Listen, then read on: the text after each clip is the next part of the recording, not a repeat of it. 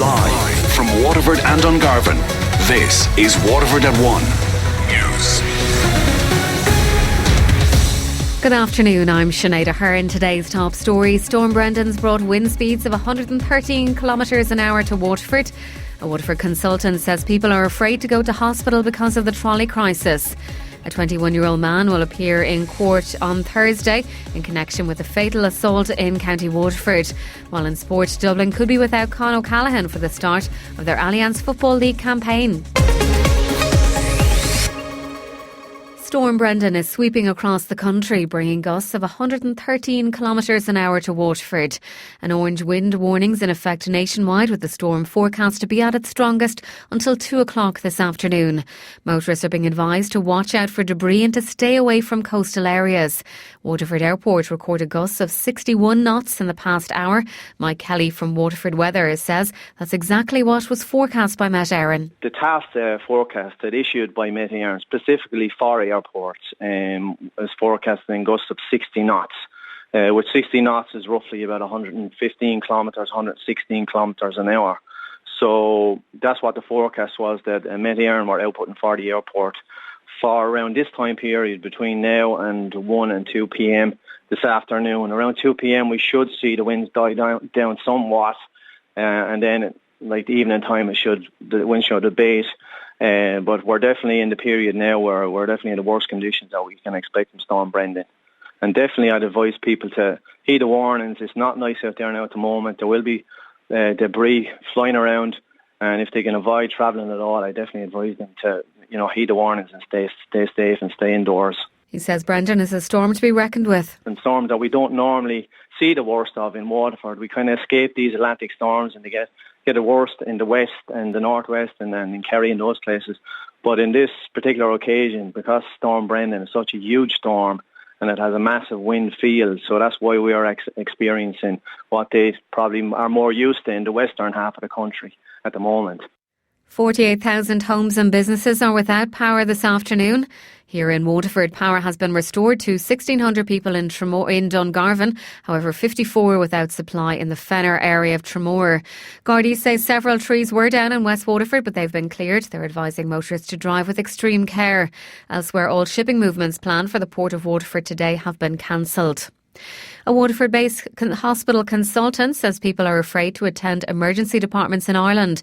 The number of people waiting on trolleys across the country hit record high levels of 760 on 2 days last week. Rob Landers is a consultant pathologist at University Hospital Waterford. He spoke to Damien Tiernan on Daisha today. Considering the money we're putting in, we have the lowest number of hospital beds per head of population in Western Europe. We have the lowest number of hospital consultants per head of population in Western Europe. So it's a huge issue, and it's now at the stage, and I'm hearing it anecdotally from colleagues in the hospital, that people are afraid to come into the hospitals now because they're hearing of the pressures in ED and the trolley waits, etc., and they're actually presenting later and sicker to the hospitals than what they should be. A 21-year-old man will appear in court on Thursday in connection with the death of his father in Portlaw in County Waterford.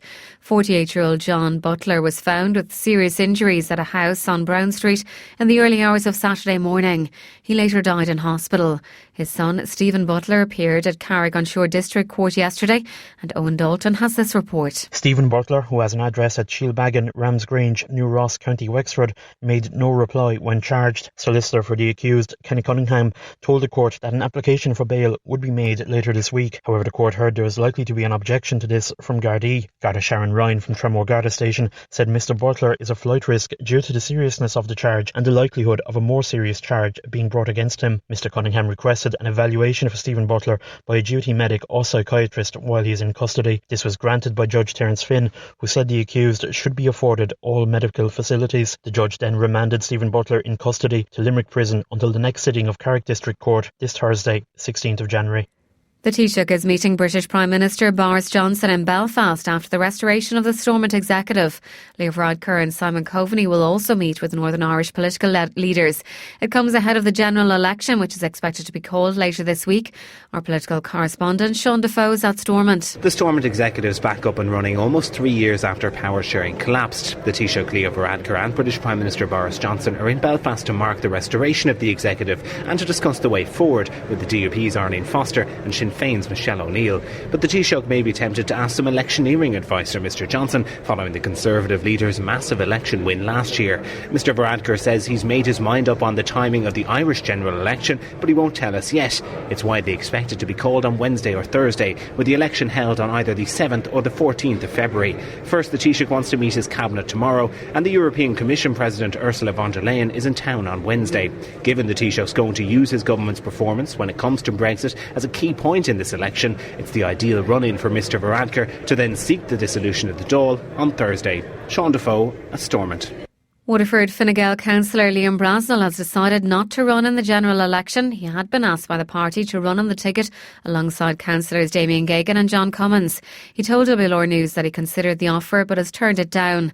John Cummins has praised his party colleague and says he and Damien Geoghegan will now try to get the backing of Liam Brasnell's supporters. Liam Brasnell is an excellent councillor. He's a big vote getter in the Cumray area. He's a very important part of the Fine Gael team. He's one of the hardest working councillors on the ground in terms of representations on a daily basis. So if he had decided to run, as I said during the week, I would have wished him the best of luck. The fact that he hasn't decided to run, both Damien and I will be hoping to try and get Liam's supporters to come behind either of us.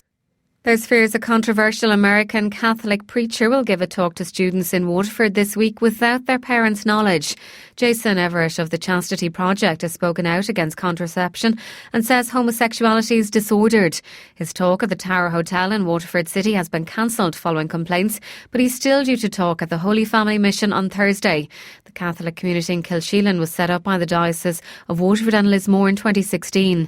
Una Dunphy of People Before Profit Waterford says Jason Everett's views are extremely harmful. We're going back to handmaid stuff here. It's very definitely the woman is there to be pure for her husband, and that anything to do with sex is for reproductive reasons, so that then gay sex doesn't exist. And I think it's just a horrendous, hateful type of talk to be giving to children. The bishop can bring these people because he owns the schools. So when it comes to it, the bottom line is he's entitled to. But I think parents need to know what their children are being exposed to. She says this isn't the first time that this has happened in Waterford schools. We had this during repeal, where a lot of parents found out after the event that what they thought was just reproductive talk or a talk on RSE happened to be extreme pro-life people being given access to school children without any balance of debate, and just that they were given this access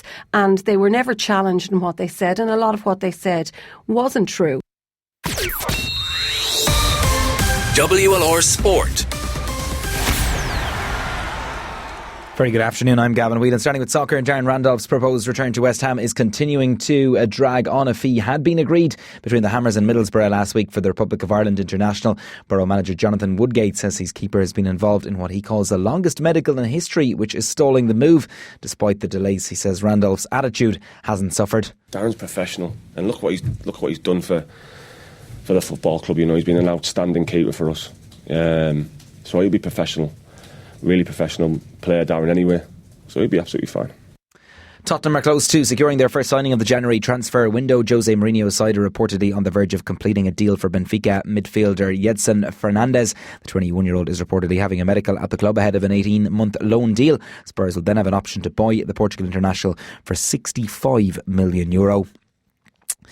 Dublin could be without Con O'Callaghan for the start of the Allianz Football League campaign. The two-time All-Star picked up a shoulder injury prior to yesterday's Sigerson Cup game between UCD and UUJ. The All-Ireland champions begin their league campaign against Kerry on Saturday, January 25th. Meanwhile, we'll be reflecting on Saturday night's WLR Granville Hotel GA Awards on this evening's On the Ball sports programme. Beth Carton created history by becoming the first player to make it back-to-back overall award wins. Beth won her second successive All-Star earlier on this season. She scored 536 for the Daisha in the championship in 2019, and she also won an All-Ireland Sevens title with De La Salle in 2019 with victory over their local rivals Galtier. She said that was also very special. Yeah, definitely. It's definitely one of the highlights of my playing career so far to win.